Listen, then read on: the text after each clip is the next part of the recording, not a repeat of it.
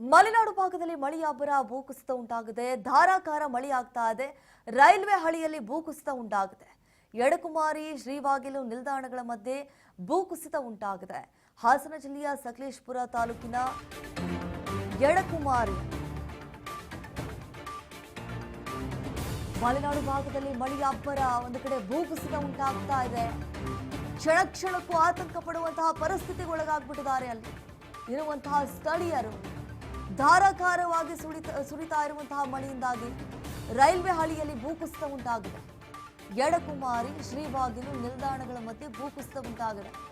ಇದರಿಂದ ಸಾಕಷ್ಟು ಪರದಾಡುವಂತಹ ಪರಿಸ್ಥಿತಿಗೆ ಒಳಗಾಗಿದ್ದಾರೆ. ಸಕಲೇಶಪುರದಲ್ಲಿ ನಿಂತ ಬೆಂಗಳೂರು ಕಾರವಾರ ಎಕ್ಸ್ಪ್ರೆಸ್ ವಿಪರೀತವಾಗಿ ಮಳೆಯಾಗ್ತಾ ಇದೆ. ಧಾರಾಕಾರ ಮಳೆಯಿಂದ ರೈಲ್ವೆ ಹಳಿಯಲ್ಲಿ ಭೂಕುಸಿತ ಉಂಟಾಗಿದೆ. ಎಡಕುಮಾರಿ ಶ್ರೀವಾಗಿಲು ನಿಲ್ದಾಣಗಳ ಮಧ್ಯೆ ಭೂಕುಸಿತ ಉಂಟಾಗಿರುವಂಥದ್ದು. ಹಾಸನ ಜಿಲ್ಲೆಯ ಸಕಲೇಶಪುರ ತಾಲೂಕಿನ ಎಡಕುಮಾರಿ, ಬೆಂಗಳೂರು ಮುರುಡೇಶ್ವರ, ಬೆಂಗಳೂರು ಕೋಝಿಕೋಡ್, ಹಾಸನದಲ್ಲಿ ವಿಜಯಪುರ, ಮಂಗಳೂರು ರೈಲುಗಳು ಸಂಪೂರ್ಣವಾಗಿ ಸ್ಥಗಿತ ಆಗಿದ್ದಾವೆ. ಸಕಲೇಶಪುರದಲ್ಲಿ ಈಗ ನಿಂತುಬಿಟ್ಟಿದ್ದಾವೆ. ಬೆಂಗಳೂರು ಕಾರವಾರ ಎಕ್ಸ್ಪ್ರೆಸ್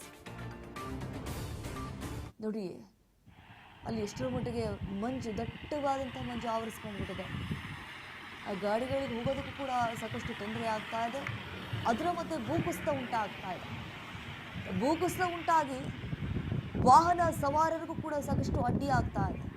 ಒಂದು ಕಡೆ ಆತಂಕ, ಜೀವವನ್ನು ಕೈಯಲ್ಲಿ ಹಿಡ್ಕೊಂಡು ಸಂಚರಿಸುವಂತಹ ಪರಿಸ್ಥಿತಿ. ಮತ್ತೊಂದು ಕಡೆ ಈಗ ರೈಲ್ವೆ ಹಳಿಯಲ್ಲಿ ಭೂಕುಸಿತ ಉಂಟಾಗಿದೆ. ಎಡಕುಮಾರಿ ಶ್ರೀವಾಗಿಲು ನಿಲ್ದಾಣಗಳ ಮಧ್ಯೆ ಆಗಿರುವಂತಹ